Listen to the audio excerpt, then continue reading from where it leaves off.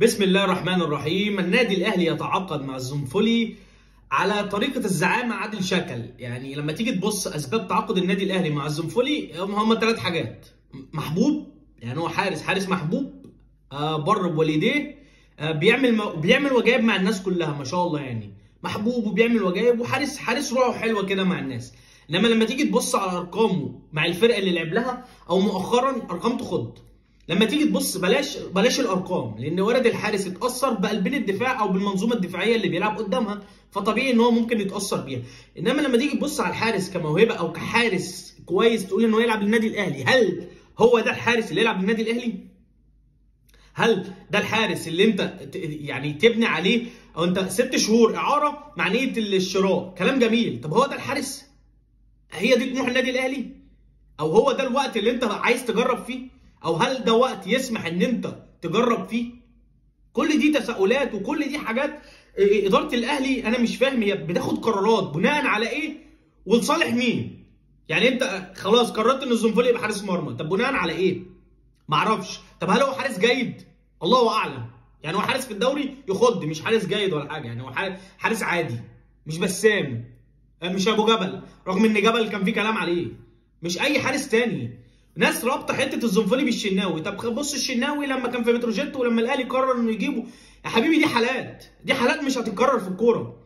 حته ان الشناوي انت تجيبه من بتروجيت، الشناوي في بتروجيت ما كانش بيطلع بالكلين شيت كل سيزون مثلا 20 مباراه ولا 15 مباراه، ما كانتش بتحصل، بس هو كان حارس كويس رغم ان منظومه الدفاع بتاع بتروجيت مش كويسه، بس هو كحارس لا، انت شايف فيه ان هو حارس كويس ينفع النادي الاهلي.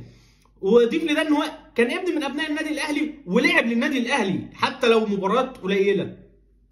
فما تربطش ده بتالق الشناوي او ان الشناوي اشتغل على نفسه فبقى الشناوي بتاع دلوقتي اللي هو حارس مصر الاول. كلام جميل. زي برضو الناس بتضيف ان طب ما فلافيو جه قعد سنه مع الاهلي ما سجلش غير جون بقفاوه. كل دي حالات مش سهل انها تتكرر تاني. يعني انت مش سهل ان انت هيجي لك مهاجم بكواليتي فلافيو اللي هو يقعد مثلا اول سيزون ما يسجلش، بعد كده اول جول يجيبه بقفاه، بعد كده يبقى ياكل الاخضر واليابس مع الاهلي في افريقيا. ليه؟ كان معاه مدرب، كان معاه منظومه، كان معاه واحد تحتيه اسمه ابو تريكه، ده كان يلعب اي حد، فكان معاه منظومه كامله. فما تربطش ده بنجاح او فشل اي لاعب تاني.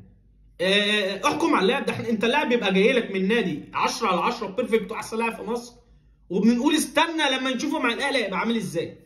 نستنى لما نشوفه مع الاهلي هيبقى عامل ازاي. غير كده ما تقعدش بقى تفترض لي حاجات ما بتحصلش. تقول اصل الشناوي كان عامل ازاي، ماشي الشناوي كان في الرمق شويه عن الزنفولي، ده كان باين ان هو حارس مرمى، انما الزنفولي مع احترامي ليه لا يرتقي ان هو يلبس تيشيرت النادي الاهلي.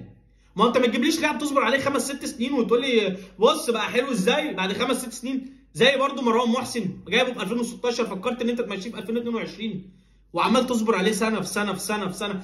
في حته ان انت عايز تكرر اسطوره فلافيو او اصبر على اللاعب.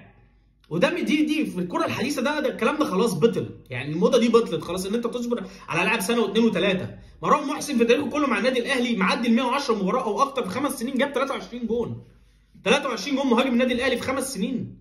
ما دي كارثه برضه.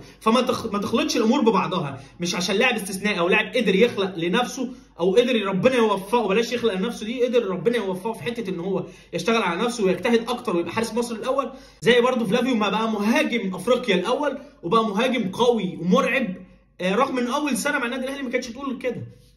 فنهدى شويه، ما نحاولش نزيد. انا شايفها صفقه عاديه. يعني حته ان الاهلي يتعاقد مع الزنفولي، يعني هو انتوا جايبوا دكه لشوبير؟ ما انا عايز افهم برضه.